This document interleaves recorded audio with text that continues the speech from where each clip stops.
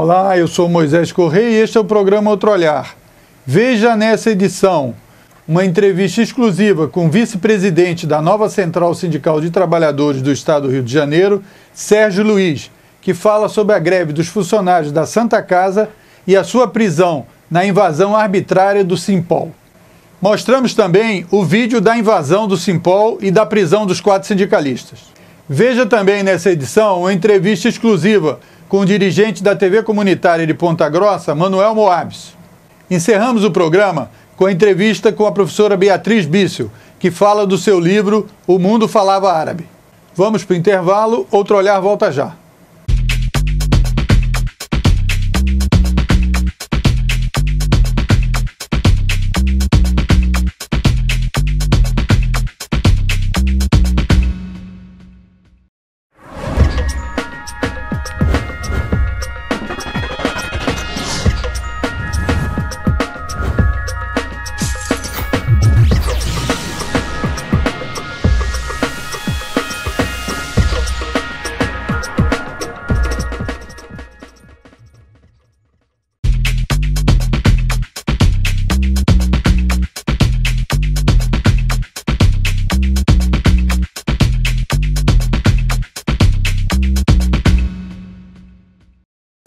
Outro Olhar recebe hoje o Sérgio Luiz da Silva, vice-presidente da nova Central do Rio de Janeiro. Inicialmente, obrigado pela sua disposição de estar aqui com a gente, falando com a TV Comunitária do Rio. Eu trouxe você aqui para a gente discutir um assunto daquele episódio que ocorreu no Simpol, uma violência, uma invasão do Simpol e a prisão de 4 sindicalistas, inclusive você. Mas eu estou vendo que você veio aqui diretamente da Santa Casa de Misericórdia, aqui no centro do Rio, que está em greve. Então eu queria começar logo por esse assunto. Sérgio, por que a Santa Casa está em greve? Moisés, primeiro, obrigado pela oportunidade de estar aqui. Ontem nós fomos comunicados pelo Sindicato da Saúde, do companheiro Erivan, de que haveria um manifesto hoje na Santa Casa. E esse manifesto se deu porque os trabalhadores estão há 3 meses sem receber salário. Entre outras coisas, férias, né? Fundo de garantia não está sendo recolhido. Então, o sindicato, junto com os trabalhadores, com uma comissão de trabalhadores, resolveu fazer essa paralisação. A paralisação essa que foi muito bem aceita pelos trabalhadores. Os trabalhadores estão lá, inclusive, mobilizados. Funcionou só a parte de emergência, né? de atendimento dos internos, né? E o pessoal promete continuar em greve enquanto não resolverem esse problema dos salários. Né? Então, mas você, Sérgio, você é vice-presidente da nova Central. Você foi lá, como está aí nesse seu adesivo, em apoio à greve. A nova Central apoia essa greve? O sindicato é filiado à nova Central? Sim, é um sindicato filiado à nova Central e a nova Central apoia essa greve como apoia todas as lutas dos trabalhadores. O Erivan, inclusive, é vice-presidente nacional, um dos vice. É um dos vice nacional. O Erivan foi eleito esse ano no Congresso em Brasília, em julho, e foi eleito vice-presidente. Para os nossos amigos que estão nos assistindo, saber que a Santa Casa de Misericórdia é um hospital filantrópico do Rio de Janeiro e vive uma crise, né? A gente viu na imprensa, em geral, aí, as denúncias sobre a direção antiga da Santa Casa, que foi destituída da direção, e isso os trabalhadores não têm nada a ver com isso, né? Exato. Inclusive, foi feito um manifesto, né? O sindicato está denunciando ao Ministério Público diversas irregularidades que existem lá dentro, mas isso não é problema dos trabalhadores. Nós sabemos que a Santa Casa tem um patrimônio imenso, toda aquela região ali próximo à Santa Casa é patrimônio da Santa Casa. O posto de gasolina, inclusive, paga aluguel para a Santa Casa e um dinheiro enorme, dá para pagar muitos trabalhadores. É incompreensível, não dá para entender por que esse maus tratos, por que a Santa Casa chega a acumular uma dívida com os trabalhadores de 3 meses, e além de outras, né? Isso não é compreensível. Tá? Nós estamos indignados com essa postura da Santa Casa, queríamos fazer aí o apelo para que resolvessem logo isso, né? Enquanto o Ministério Público investiga o que vai ser feito, né? Vamos apelar aí para que a Santa Casa atenda a reivindicação dos trabalhadores para que tudo volte a funcionar normalmente. O que se sabe é que a paralisação vai ser indeterminada, por tempo indeterminado. E então, a Nova Central vai estar lá apoiando esse tempo inteiro? A Nova Central vai estar apoiando. Vai estar apoiando o sindicato filiado e apoiando a luta dos trabalhadores. Agora, o presidente da Nova Central também apareceu lá? Sim, estiveram lá o presidente da Nova Central. Que é o Sebastião. Que é o Sebastião José. Como outros sindicatos também tiveram presente. Inclusive o Sindicato dos Vigilantes teve presente, na pessoa do seu presidente Fernando Bandeira.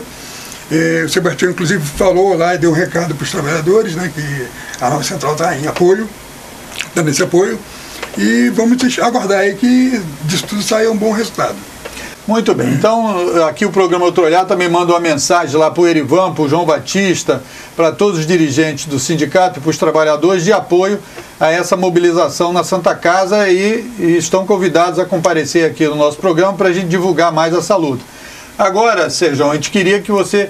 Vamos falar do assunto que era originalmente a ideia de você vir aqui falar, que é sobre essa violência que ocorreu lá no Simpol.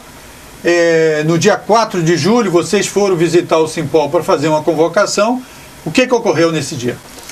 Bom, Moisés, nesse dia nós estivemos no Simpol, eu, o Antônio Carlos, que também é dirigente da Nova Central, o Pedro Paulo e a Maria Helena, somos todos dirigentes. E estivemos no sindicato para conversar com a diretoria, sabíamos que ia haver uma assembleia e fomos convidados, inclusive pela diretoria, para passar pela assembleia e dar um recado da Nova Central com relação ao 11 de julho. Inclusive, naquela data, fora a véspera de uma reunião, uma grande reunião que ia acontecer com as entidades filiadas para conseguir o apoio das entidades para a mobilização do dia 11. Para a mobilização do dia 11. E nesse ínterim, quando nós comparecemos ao sindicato, fomos abordados por vários policiais, 9 para ser preciso, 9 policiais que estavam naquela assembleia, dizendo que nós não poderíamos participar de assembleia. E não era esse o nosso intuito. Nosso intuito era comparecer na assembleia para convidar os companheiros a participar da reunião do dia seguinte, que decretava um apoio total à manifestação do dia 11 de julho. Naquele momento, com muita violência, inclusive, tem um vídeo... Não, nós vamos mostrar o vídeo aqui no programa. Está preparado, daqui a pouco nós vamos passar o vídeo após a sua entrevista, nós vamos passar esse vídeo que mostra exatamente essa... Eu já vi o vídeo, obviamente, está no YouTube também, nós vamos botar o endereço aí do YouTube, quem quiser assistir. Então foi exatamente isso. No momento que entramos, fomos abordados, dizendo que nós não podíamos participar, nós não éramos para estar ali, que ali era só uma reunião de policiais, e ao tentar explicar que nós somos dirigentes de uma central essa ao qual o Sindicato dos Policiais é filiado, e nós estávamos lá para convocar a diretoria, né, para esse ato. E as pessoas, os policiais que lá estavam, mal deixaram que nós explicássemos isso, queriam que nós nos identificássemos. Nós nos identificamos como nós somos dirigentes sindicais. E essa casa está afiliada à Nova Central.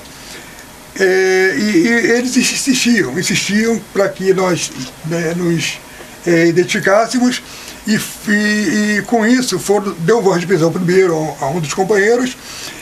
Em repúdio a essa prisão, nós nos manifestamos contra, e com isso ele deu voz de prisão para todos os sindicalistas que ali estavam. Inclusive fala no vídeo, os não policiais estão presos. Isso é um absurdo. É um absurdo, a gente está indignado com isso. A Nova Central tomou medidas e nós fizemos denúncias à Corregedoria de Polícia e também protocolamos um documento ao secretário Beltrame, que não conhecia, tinha ouvido falar, mas não sabia do problema a fundo, né? E promete tomar providências. E aqui a gente resiste à indignação desses dirigentes e também da Nova Central Sindical, que acha isso um absurdo, né? Claro, vamos lá. Vamos primeiro, então, você são vários aspectos aí que a gente poderia analisar, né? Primeiro, lá era uma assembleia de um sindicato. E na assembleia de um sindicato, outros sindicatos e outras associações co-irmãs, não há nenhum problema em participar. O que elas não podem é votar enquanto membro da categoria, e aí não foi o caso.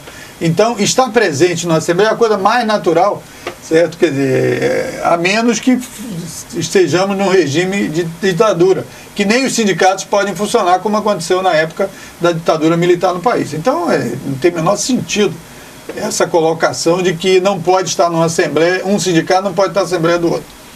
Isso é uma coisa que é gritante, né, nessa colocação. Segundo, que os policiais que estão na Assembleia de Policiais, eles estão lá como associados do sindicato, não como policiais em ação, certo? Até porque, qual é o crime? Como é que foi? Houve registro na delegacia? Sim, antes disso, nós nem chegamos próximo do local que seria a Assembleia, onde estava a mesa, as cadeiras. Nós estávamos ainda na entrada do sindicato. Né? Fomos abordados já na entrada do sindicato. E o outro problema foi que foram chamadas viaturas, 2 viaturas, uma do CORE parece, a outra me parece que do batalhão de... Não me lembro agora. Um outro batalhão. Um outro batalhão. Então foram chamadas 2 viaturas para fazer a condução dos presos, né? Você, a sua condição. Exato. E fomos conduzidos até a delegacia. Na delegacia houve registro, ficamos um bom tempo lá para fazer esse registro, nós como na condição de presos, né? E fizemos lá nossa indignação, nossa denúncia, inclusive até a esse ato, né, de vandalismo que foi feito. Agora, no boletim está dito por que vocês foram presos? Por desacato ou por quê? Não diz o motivo? Não diz o motivo. O primeiro por desobediência, o restante não diz qual motivo. Desobediência expresso em que atitude? Eu acho que porque não quis ser preso. Não quero ser preso, eu não estou preso. Ah, certo. Então... não vou preso. Eu acho que por isso. Então, quer dizer, obviamente, você falou que a nova central tomou uma medida, lançou um documento, foi um ofício? Lançou um documento, primeiro lançou uma carta de repúdio, na mídia para todos tomarem conhecimento, e fez uma denúncia à Corregedoria e também fez uma carta entregue ao secretário de Segurança. E você sabe se alguma coisa se moveu para equacionar, resolver? Já tem alguma? Nada. Você me falou que foi dia 4 de julho, no dia 4 de outubro completam 90 dias. Pois é. 3 meses. Pois é, e até agora não houve nenhuma ação, ninguém foi chamado para nada, eu não fui chamado mais para fazer depoimento nenhum, quer dizer, até agora que eu saiba não houve ação nenhuma. E a assembleia que estava prevista não aconteceu também? Também, e isso que é surpreendente, tinha uma assembleia prevista que foi adiada, naquele dia não aconteceu a assembleia, naquele dia não houve assembleia. Não entendo nem por que a indignação desses companheiros, desses vândalos, né? De companheiro, porque são vândalos, né? A gente está acostumado a usar o termo companheiro, porque é tudo do sindicato, etc. Mas, obviamente, com uma atitude dessa, totalmente fere a ação, né? Quer dizer, seja uma ação sindical, de sindicalista, ou de pertencentes a alguma categoria, ou até, no caso de policiais, que parece que estavam na ativa ou não estavam, um negócio meio estranho. É muito estranho, muito estranho. Mas o que eu queria realmente era isso, registrar a nossa indignação, registrar que a nova central está tomando providências. Nós fomos cobrados do secretário de Saúde uma posição, ele não sabia... Secretário de Segurança. O secretário de Segurança, ele tinha conhecimento vago, mas não sabia do vídeo e não tinha conhecimento profundo do que tinha acontecido e assegurou que vai tomar providências. Isso aconteceu há cerca de 5 ou 6 dias atrás, né? Está muito prematuro ainda esse contato com o secretário de Segurança. Mas esperamos que tão logo, que ele tome logo as providências, né, cabíveis, porque isso é um absurdo, Ser proibido de panfletar, ser proibido de exercer atividades sindicais, isso é um absurdo. Não, isso fere a Constituição garante o direito de associação, garante o direito de reunião. sem precisar de autorização de ninguém. Então, quer dizer, ninguém precisa pedir autorização para se reunir, nem para construir associação, e muito menos sindicato também, que é garantido pela Constituição. Então, isso é totalmente descabido, isso que aconteceu. Agora, eu queria saber de você o seguinte: o secretário de Segurança, então, você soube que o secretário de Segurança, há poucos dias atrás, falou que ia fazer colocar a Corregedoria de Polícia para atuar nesse sentido. Porque a gente sabe que o setor de segurança foi muito badalado nos últimos tempos por causa da criação das UPPs. Depois aconteceram alguns problemas nas UPPs que deixou a situação meio confusa para a população. Agora surgiu essa coisa dentro de uma UPP que foi o sumiço do Amarildo, certo? E agora, há 2 meses e pouco atrás, a invasão do sindicato com a prisão de sindicalistas. Então, obviamente que isso tem que haver uma mudança disso aí. Exato. Não pode acontecer isso, né? Exato, presidente. Esperamos que, como eu disse, foi prematura agora a conversa com o secretário de Segurança. Esperamos que tome logo uma providência para que isso se resolva logo. Né? Então agora vamos falar de um assunto assim mais alegre, mais positivo. Então a nova central vai realizar o 3º Congresso? Exato. Vai realizar o 3º Congresso, acontecerá agora no dia 24 e 25 de outubro, no Clube da Aeronáutica, e a gente vai estar recebendo vários delegados de vários municípios, né, para que nós possamos fazer esse trabalho, e no final teremos aí uma posse festiva, né, onde convidamos aí várias autoridades, né, outras centrais co-irmãs. O Outro Olhar vai estar lá com certeza. Vamos fazer a cobertura, certo? Quer dizer, do evento. Agora, só para ficar claro, a nova central sindical do Estado do Rio de Janeiro, ela tem quantos filiados? Qual é a quantidade de sindicatos e de federações? São 118 entidades. Entre elas são 8 federações e 110 sindicatos. 110 sindicatos. E o evento está sendo planejado para quantas pessoas, mais ou menos? Aproximadamente 400 pessoas. E o Clube da Aeronáutica é aquele que fica entre a Praça 15 e o Santos Dumont? Exato. Agora, eu soube que vai ter arrasta-pé e tudo, vai ter jantar. Finalzinho vai ter uma comemoração festiva, né, um jantarzinho, uma comemoração festiva para que, depois da posse, inclusive, né? Ah, vai ter eleição? Vai ter eleição e posse. E você vai continuar vice-presidente ou vai ter outro para o seu lugar? Até o princípio, estou inscrito na chapa como vice-presidente, né? Espero então vai ser eleito, né? Agora, Sérgio, para concluir, quer dizer, o debate lá na nova central nesse evento, essa questão da terceirização vai ter um papel lá no debate? Vai ser debatido? Porque sim, você sabe que vocês se mobilizaram ultimamente para derrotar esse projeto aí. Sim, é uma questão importante. A nova central é contra o projeto, esse projeto de terceirização que está aí, e nós vamos ter painéis, né, debatendo esse tema. Vamos ter vários sindicalistas se posicionando, né, contra isso. A direção nacional já tem um manifesto, né, uma participação ativa contra esse projeto, e a gente vai dar um ênfase maior aí para que todas as entidades filiadas se conscientizem, né, da nossa luta, e vamos combater ativamente esse projeto aí. Ok, Sérgio, muito obrigado pela sua presença, você que veio, tá desde de manhã lá na frente da Santa Casa, fazendo a manifestação de apoio aos trabalhadores e aos funcionários da Santa Casa de Misericórdia, torcendo para que os trabalhadores possam ter aí os seus salários regularizados, e também que essa denúncia sobre a violência ocorrida no Simpol, a invasão do sindicato e a sua prisão de mais 3 companheiros também possa ser resolvido pelo secretário. Esperamos, o programa Outro Olhar faz um apelo aí ao Beltrame que resolva isso, porque obviamente isso não tem o menor sentido numa democracia. Sim. Certo? E desejar todo sucesso lá no Congresso, e tendo novidade nos avise para voltar aqui ao programa. Muito obrigado. Eu que agradeço aí a oportunidade de estar aqui falando com o Outro Olhar, com os telespectadores, né, e me coloco à disposição para estar aqui outras vezes para poder esclarecer e participar aqui ativamente do programa, que é muito bom. Parabéns, hein? Obrigado.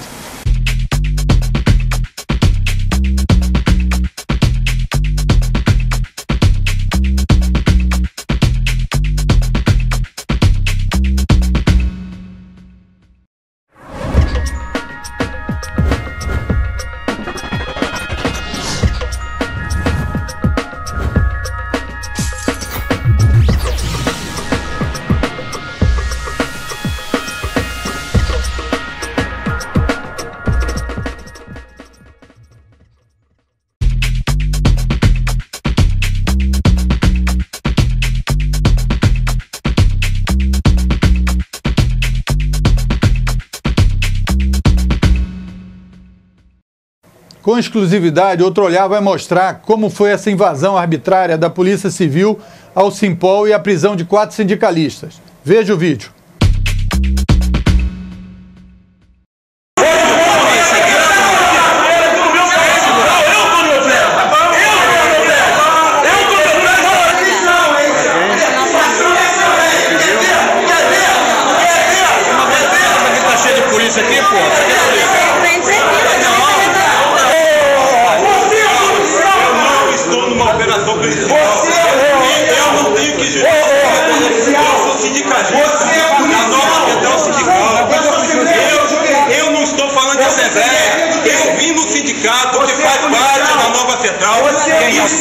Estamos com uma paralisação de pagamento dia 11 de todas as categorias. Pode fazer o que quiser, você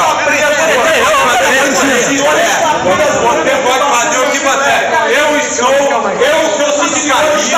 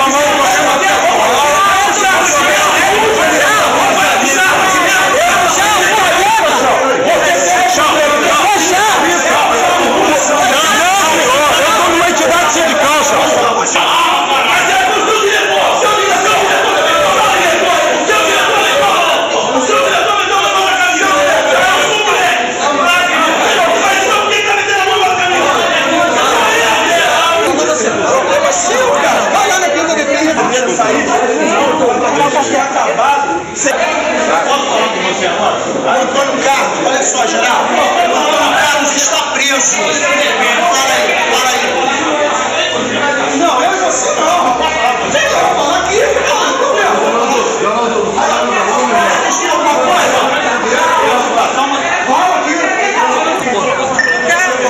Operando o inspetor Francisco Chau.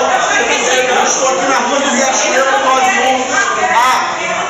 Estou solicitando concurso de equipe da CORE para realizar detenção e condução à quinta defesa. Há resistência no local, eu preciso de auxílio.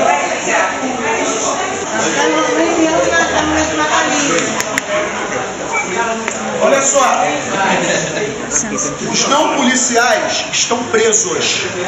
Eu estou dando voz de prisão quando... Senhora, olha só, eu não vou discutir direito. Isso aqui, Vamos para o intervalo? Aguarde. Outro Olhar volta daqui a pouco.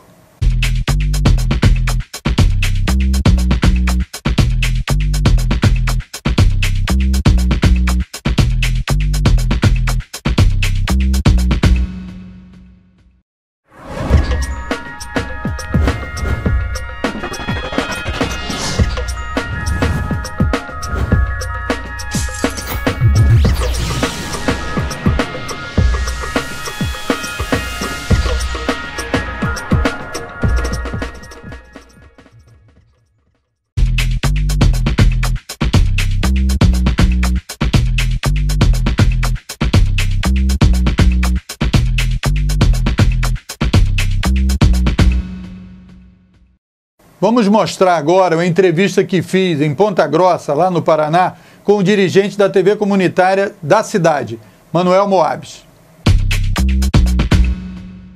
Manuel, qual a avaliação que você faz do trabalho mais recente da TV comunitária de Ponta Grossa? Divulga aqui pra gente através do portal da ABCCom Nacional.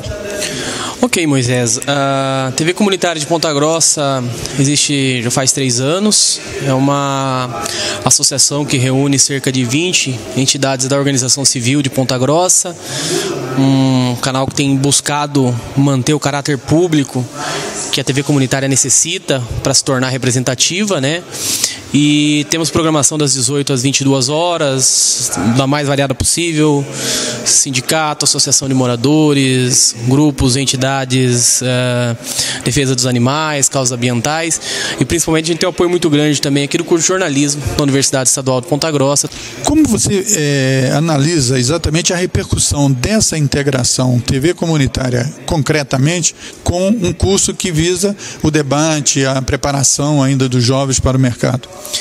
Então, isso é muito salutar se a gente considerar que tanto o curso de jornalismo como a TV comunitária tem se pautado por uma mesma lógica, que é a lógica da democratização da informação, pela necessidade dos grupos e entidades da sociedade civil conseguirem aí também o seu espaço na disputa midiática. E isso é uma característica particular do curso de jornalismo e, claro, que isso que permite essa parceria. Sem essa visão do curso seria mais difícil. Obviamente, se a gente tivéssemos aqui em Ponta Grossa um curso de jornalismo mais voltado para a lógica de mercado ou simplesmente só para a lógica acadêmica, isso ficaria mais difícil. Como o curso de jornalismo consegue mesclar bem essa noção da teoria e prática e tudo mais, a gente consegue oferecer aos alunos um retorno interessante, que é o retorno da produção, da parte prática do jornalismo. Por outro lado, esse trabalho prático do curso de jornalismo fortalece o projeto da TV comunitária. Temos o exemplo do portal comunitário, que é o portalcomunitario.jor.br, que é um site que oferece, um portal mesmo que oferece notícias, não só escritas, mas em áudio, em vídeo, para a sociedade civil de Ponta Grossa. E a produção desse portal também acaba ajudando a TV comunitária a fazer um jornalismo comunitário, um jornalismo realmente comprometido com as causas sociais. Você sabe, nós somos da ABCCom, e vocês são filiados à ABCCom, e sabemos das dificuldades que os canais comunitários enfrentam por uma falta de legislação específica que dê apoio a esse espaço que é público, e a luta que a ABCCom tem realizado pelo financiamento público, por um fundo de financiamento e apoio às iniciativas de comunicação comunitária. Como estão essa questão, principalmente essa questão material e as dificuldades que enfrenta a TV comunitária de Ponta Grossa?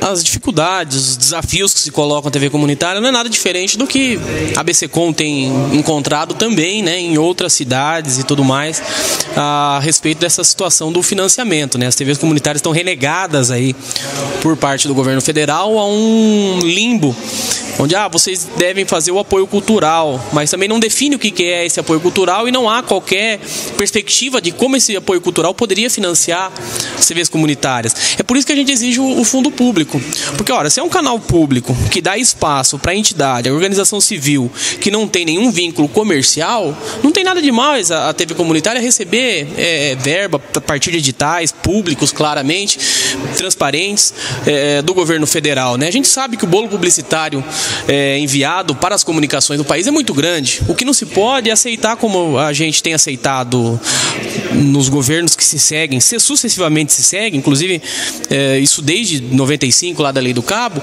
que esse bolo publicitário se concentra na mão de uma única modalidade de comunicação, que é a comunicação privada, a comunicação comercial.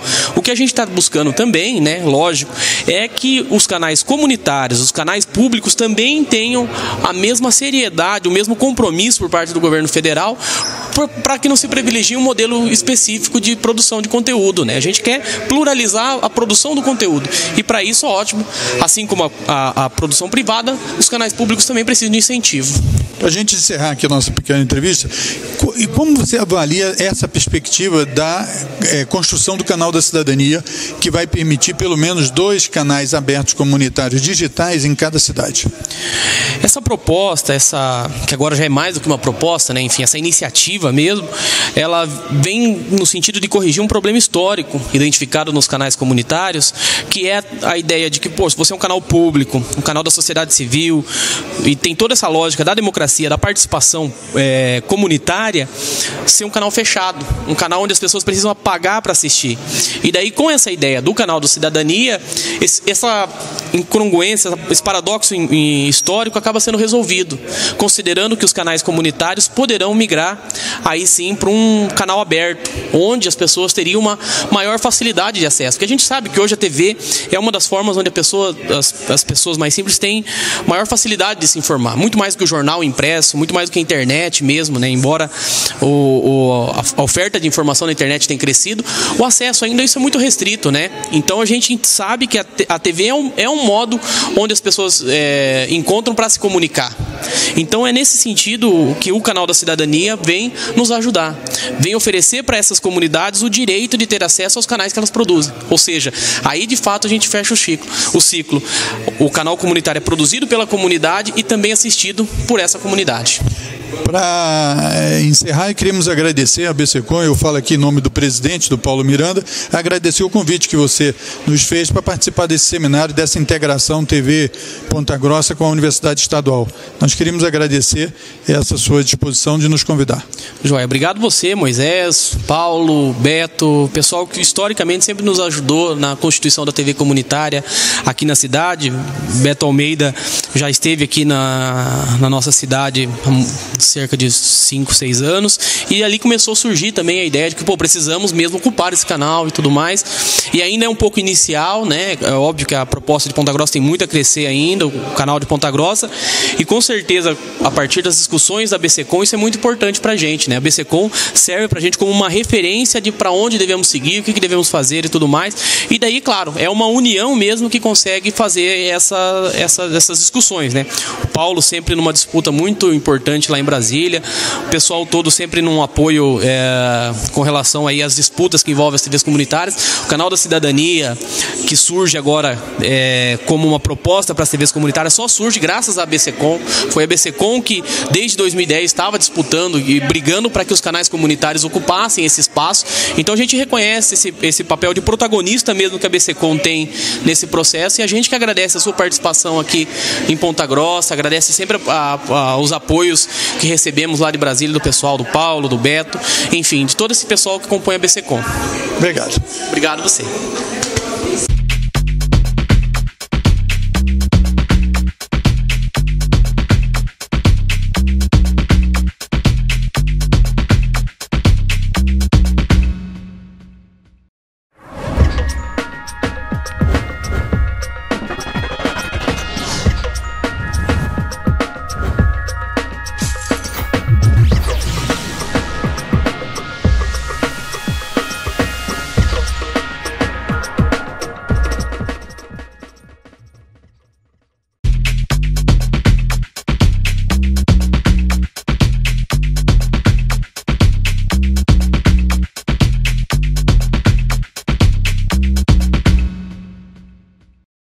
O Trolhar mostra agora uma entrevista que eu fiz para a TV Com BR com a professora Beatriz Bício, que lançou o livro O Mundo Falava Árabe.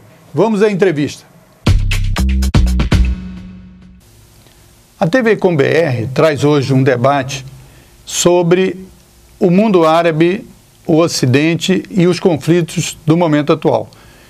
Nós faremos isso através da divulgação e de um debate sobre um livro lançado pela professora, historiadora e jornalista Beatriz Bício, que nós trazemos hoje ao nosso programa, que lançou o livro O Mundo Falava Árabe. Esse livro é muito importante para a gente entender um pouco a situação atual que nós vivemos no mundo. Eu queria, em primeiro lugar, agradecer o convite, a aceitação do convite da professora Beatriz, que não gosta de ser chamada muito de professora, mas ela é professora da Universidade Federal Fluminense, né? Não, da Federal do Rio de Janeiro. Da Federal do Rio de Janeiro, jornalista.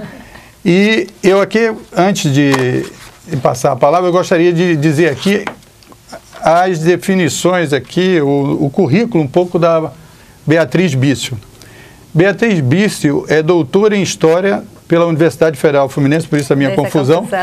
Professora adjunta do Departamento de Ciência Política da UFRJ e coordenadora do Núcleo Interdisciplinar de Estudos sobre a África, Ásia e as Relações Sul-Sul. Uruguaia, naturalizada brasileira, atuou como jornalista ao longo de mais de 3 décadas, principalmente como editora e diretora das revistas Caderno do Terceiro Mundo, Ecologia e Desenvolvimento, e Revista do Mercosul. Vencedora dos prêmios Vladimir Herzog de jornalismo e Golfinho de Ouro de jornalismo, é consultora em relações internacionais, presidente executiva do Instituto Cultural Brasil-Uruguai e da ONG Espaço Cultural Diálogos do Sul. Beatriz, qual foi a motivação de escrever o livro O Mundo Falava Árabe? Moisés, bom, em primeiro lugar, obrigada pelo convite, para mim é uma honra e um prazer estar aqui. O livro é, na verdade, uma versão adaptada para publicação da minha tese de doutorado. E o objeto de estudo da tese de doutorado são dois autores árabes do século XIV. Ibn Khaldun, árabes eu diria muçulmanos, porque um deles era berber, não exatamente árabe. Ibn Khaldun, historiador, e Ibn Battuta, que é berber, um grande viajante, que viajou mais do que Marco Polo. Agora, por que eu chego a eles? Na verdade, aí está Caderno do Terceiro Mundo, a minha atuação como jornalista. Eu cobri muito Oriente Médio e África também, nos meus anos de jornalista. E sempre tive a impressão, estando lá nessas regiões, de que para entender em profundidade essa cultura, essa civilização, o Islã, era necessário não somente o que a gente fazia, e fazíamos com extrema responsabilidade, que era nos prepararmos para cada viagem, escolher muito bem os roteiros, as personalidades com as quais nós falaríamos e entrevistaríamos, mas seria necessário, naquele momento eu não tinha condições, mas seria necessário assim, um mergulho mais dedicado, né, a essa cultura. E tu sabes que a vida é muito contraditória. Num momento, por um lado, muito doloroso, porque foi quando eu tive que fechar a editora, deixar de editar essa revista, a qual eu tinha dedicado um longo período da minha vida, e foi muito doloroso mesmo esse período. Foi quando eu decidi, bom, eu vou me renovar de alguma forma, vou tentar me refazer dessa fase difícil, e foi quando eu decidi fazer o doutorado. E eu digo, então, chegou a hora, eu vou mergulhar no Islã, vou mergulhar na cultura islâmica. E a primeira escolha foi do Ibn Khaldun, desse historiador, nascido na Tunísia atual, no século XIV, porque eu tinha perguntado muitas vezes nas minhas viagens, e também algumas pessoas que são estudiosas do tema, qual seria assim um clássico que, se eu quisesse em algum momento estudar essa civilização, teria que conhecer. E 90% das respostas incluíam, entre outros muitos nomes, uma cultura, uma civilização que tem uma produção fantástica, mas entre outros nomes aparecia Ibn Khaldun. E a segunda personalidade, Ibn Battuta, foi a minha orientadora na época do doutorado, a professora Vânia Frois, que sugeriu, e foi muito feliz essa sugestão, fazer uma espécie de diálogo entre a obra de um historiador, de um erudito, e a obra de um viajante. E esses dois olhares, eles são praticamente contemporâneos, são umas 2 décadas de diferença entre um e outro, mas os dois do século XIV, os dois muçulmanos, né, os dois nascidos no Maghreb. E foi muito feliz essa sugestão, porque quando eu comparava as duas obras, eu via que havia muitos pontos em comum, havia especificidades, aí eu acho que deu uma riqueza interessante. O que mais me chamou a atenção, eu recebi esse livro como presente. Que bom. Me chamou a atenção o título. Eu achei que o título é uma certa... É muito impactante. O mundo falava árabe. Então, essa visão toda que os nossos telespectadores, em geral, as pessoas têm da mídia, que é o que faz um pouco a circulação das informações, etc., é uma posição meio depreciativa sobre o mundo árabe e tal. E esse livro, ao ter o título O Mundo Falava Árabe, isso dá uma importância a esse tema e a essa... é como se fosse sacudir assim, as pessoas para entrar no tema. Então, por que você escolheu esse título? Então, foi uma escolha adequada. Bom, primeiro é um título de jornalista, né? Aí surgiu o veio jornalístico de novo, né? Não estava tão aposentada como jornalista quando escolhi o título. Na verdade, o título original é aquele título de acadêmico, era impossível um livro com aquele título acadêmico. Então, a editora Civilização Brasileira me disse, bom, tu tens que mudar esse título aqui, que não serve para um livro, põe um título que o público possa, enfim, entender. E aí surgiu O Mundo Falava Árabe, porque é absolutamente verdadeiro. Eu não forcei a barra quando eu disse isso. O mundo falava árabe durante muitos séculos. Era a língua franca, era o nosso inglês de hoje, a língua com a qual se entendiam as populações, pelo menos, digamos assim, as populações que viajavam, mas na verdade a viagem fazia parte de uma cultura de viajantes por causa da peregrinação à Meca como uma das obrigações do muçulmano, né? Então o fato de viajar fazia parte da experiência praticamente de vida de toda essa imensa massa durante séculos. E o que realmente, como tu colocaste, muitas vezes agora, particularmente nesse momento, se deixa de lado, se oculta, e eu acredito que não seja por acaso, né? É que os árabes foram os fundadores de uma civilização, de um império que durante muitos séculos, a partir do século VIII e até o século XIII, XIV, com fragmentações em algum momento, vai se estender desde o Oceano Atlântico, na Península Ibérica. A Península Ibérica teve uma presença muçulmana de 7 séculos e meio, né? Os mouros, né? E o ano em que o último reino muçulmano é conquistado pelos reis católicos, aqueles mesmos reis católicos, Isabel de Castela e tal, que financiam a viagem de Colombo, o último reino muçulmano na Península Ibérica é conquistado pelos reis católicos em 1492.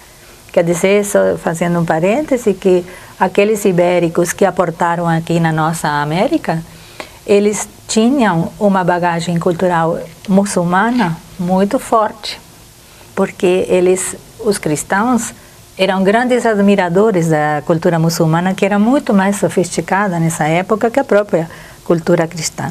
Mas então, voltando um pouco à descrição do Império, o Império Muçulmano, no que nós chamamos de Idade Média, a partir do século VIII, ele vai se constituir no maior império da Idade Média e vai desde o Oceano Atlântico, como eu estava te dizendo, da Península Ibérica, norte da África, né, o que hoje seria o Marrocos, tal, praticamente até os confins da China. Não havia nenhum outro império tão importante nesse momento histórico, salvo no Extremo Oriente a China. Mas a Europa, fragmentada depois da queda do Império Romano, não chegava aos pés do poder desse grande império. E quem naquele momento quisesse se deslocar, como acontecia, de um extremo a outro do império, ou dentro desse império, ou mesmo nos vínculos entre a Europa e esse enorme e vasto mundo, em que língua eu faria para se entender? Em árabe. Árabe era a língua erudita da época. Então, esse título reflete uma realidade que muitas vezes desconhecemos e que hoje em dia, por causa de toda uma, uma política, se quer, imperialista mesmo, de algumas potências ocidentais, que são as que majoritariamente controlam a mídia, né? Em relação a esse mundo muçulmano, a esse mundo oriental, árabe, islâmico, eles tentam nos passar essa imagem de um grupo praticamente de beduínos ignorantes, né? Quando, na verdade, se a gente for para a história, a civilização islâmica, inclusive, foi extremamente decisiva para que a própria Europa passasse da Idade Média, que não é, evidentemente, hoje mais reconhecida como aquela Idade das Trevas, né? Já há todo um revisionismo histórico que deita uma luz, né, diferente sobre a Idade Média, mas mesmo assim, enfim, não teria havido a Renascença e depois o Iluminismo, né, e as outras etapas pelas quais passa a Europa Ocidental, inclusive depois já para assumir a sua hegemonia, não fosse todo o trabalho de séculos dos árabes que, cientes de que ao conquistar aquele enorme império eles estavam praticamente em poder do maior legado civilizatório que tinham eles tinham conquistado a antiga Pérsia, brilhante civilização, tinham conquistado grande parte da Índia, outra brilhante civilização, o norte da África, o Império Bizantino, antigo Império Romano de Oriente, e aí o legado grego da Antiguidade Clássica. E o que eles vão fazer com todo esse conhecimento que agora, nesse momento histórico, eles dominavam, eles controlavam, no melhor dos sentidos, porque foi um império onde houve uma grande tolerância religiosa, que essa é outra questão muito ocultada. Eles traduziram durante 2 séculos. Eles passam exatamente o contrário, né? Da intolerância. Da intolerância. Quando era exatamente o uma ideal. inverdade histórica. Havia um estatuto especial para judeus e para cristãos, em todos os espaços controlados pelos muçulmanos, com liberdade de culto, liberdade de utilização da língua, liberdade inclusive da escolha das suas autoridades. Muito poucos momentos ao longo desse período tão extenso da história em que o Islã foi dominante, houve problemas de convívio entre essas comunidades.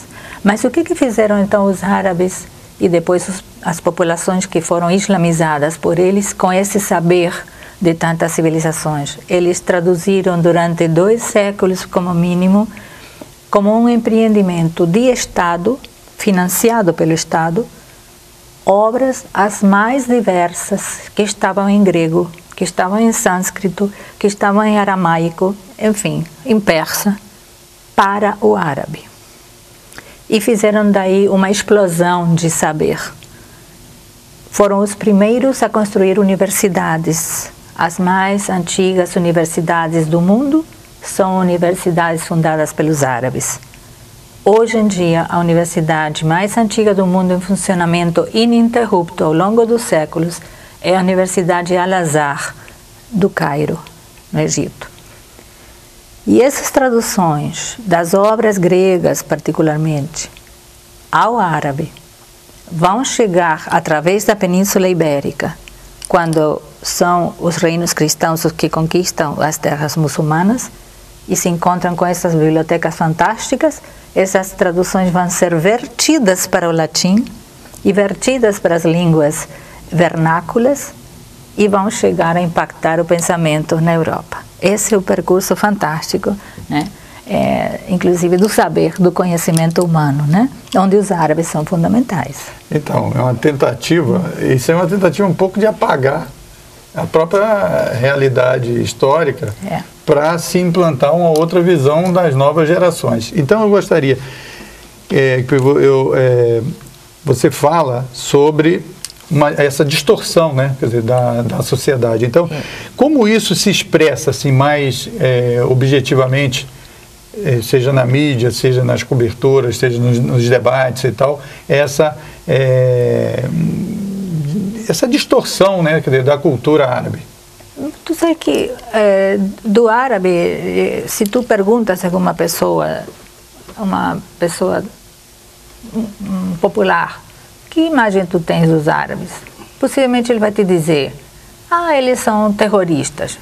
Ou vai te dizer, tem aqueles ricos do Golfo lá, que andam com aqueles vestes todas sofisticadas, andam esbanjando dinheiro, tal. Eles são riquíssimos, vivem do petróleo, tal. Todos os estereótipos, sobre a questão, né, da mulher, né, também. Daí, então, da mulher, tu tocaste um tema, todo mundo, são opressivos com as mulheres. E, na verdade, de tudo isso pode ser que haja uma ponta de um iceberg de verdade. Existem alguns que, como os talibãs, né, do Afeganistão, têm uma visão sobre a mulher que é a que nos parece que é única no Islã. Sim, existem. Mas se você for pensar que o Islã hoje é uma das religiões que mais cresce no mundo, que tem mais de 1 bilhão de habitantes da Terra que são muçulmanos, e você pensa que esse é um grupo humano pequeno dentro desse oceano de fiéis, né? Você vê que isso não é representativo. Então, nós estamos entendendo, através de uma mídia que nos induz, é claro, é isso, né? Não é por acaso. Estamos visualizando uma civilização com uma história fantástica, riquíssima e com grande diversidade. Porque não é a mesma coisa o Islã na Indonésia, que nesse momento é demograficamente o país muçulmano mais importante do mundo. Não é a mesma coisa que o Islã na costa ocidental ou oriental da África, ou no Maghreb, ou, enfim, em outras regiões. Há diversidades, né? Há uma unidade na diversidade. E nos é apresentado isso de uma forma esquemática. E, naturalmente, por trás disso há todo um projeto, eu acredito, muito pouco ingênuo, né? Porque na medida que você deturpa uma civilização, e não somente deturpa, denigra, né? Tira dela qualquer valor, então você com muito mais facilidade pode fazer com que as pessoas tolerem uma agressão, né? Sobretudo se você essa agressão a coloca revestida daquilo que ninguém vai ficar contra, de defesa dos direitos humanos. Então, essa é toda... Da não violência, uma série de discursos. Sim, de resgate de populações subjugadas, etc.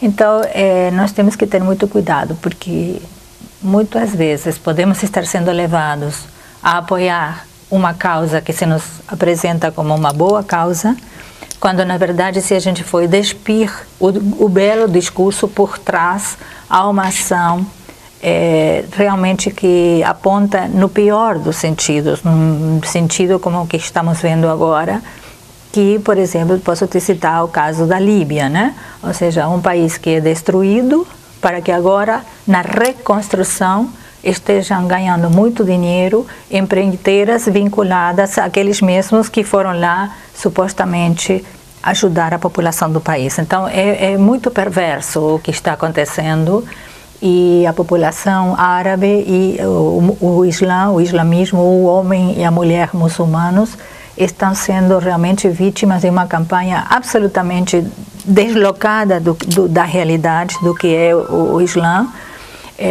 infame, injusta, né? E que eu pessoalmente considero que é um crime realmente contra a humanidade. Esse realmente, sem meias palavras, é a minha interpretação daquilo que tu me perguntaste, por que nós temos essa visão, né? Antes da gente prosseguir nessa linha, eu tenho aqui algumas perguntas sobre isso. Eu gostaria que falasse o seguinte: o Brasil, eu estive até num congresso de trabalhadores e encontrei uma pessoa que foi convertida ao islamismo. E ela me falou que no Brasil tem em torno de 1 milhão de muçulmanos e de frequentadores de templos, etc. Qual a repercussão do livro? Esse livro já foi lançado desde outubro do ano passado. Qual é a repercussão no Brasil do seu livro? Eu acho que é muito boa, é surpreendente para mim, porque já está na segunda edição, se esgotou a primeira edição. A Civilização Brasileira já fez e distribuiu a segunda edição, e em função dessa aceitação, eles decidiram também fazer uma edição como e-book, né, para quem lê nos tablets, né, e que está sendo lançada agora. Eles me falaram que estava para ser lançada. Significa, portanto, que apesar de que o livro parte de uma tese de doutorado, né, por mais que eu fiz toda uma adaptação, cortei notas de rodapé e tal, mas, enfim, de qualquer forma, é uma leitura... Eu acho que não é uma leitura difícil, porque eu não sei escrever difícil. Eu sou jornalista, né? Nem que me peçam, eu não sei escrever difícil. Mas é um livro que tem uma certa, enfim, é longo, né? Tem vários capítulos, né? Faz todo um recuo na história e tal. Então, quem lê tem que mergulhar nele, enfim, né? Mas eu acho que foi uma agradável surpresa a aceitação. Então, mais uma vez, muito obrigado, Beatriz, e eu acredito que o seu livro também é fundamental para a gente continuar acreditando que a paz é possível e deve-se brigar, lutar para que isso seja esse mecanismo de convivência pacífica entre os povos possa ser o determinante. Obrigado por você ter nos acompanhado aí na entrevista e obrigado à professora, historiadora, cientista política, Beatriz Bício. Obrigada, Moisés. Muito obrigada. Vamos para o intervalo? Nos aguarde. Vamos encerrar o programa mostrando mais uma vez o vídeo da invasão absurda e arbitrária da Polícia Civil ao Simpol.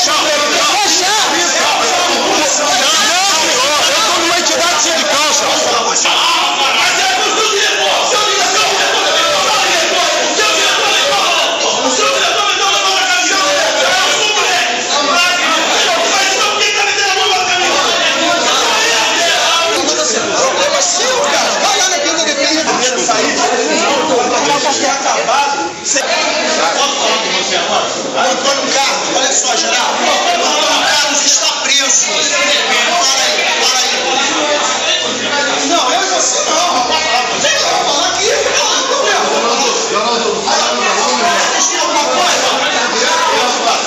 Fala aqui.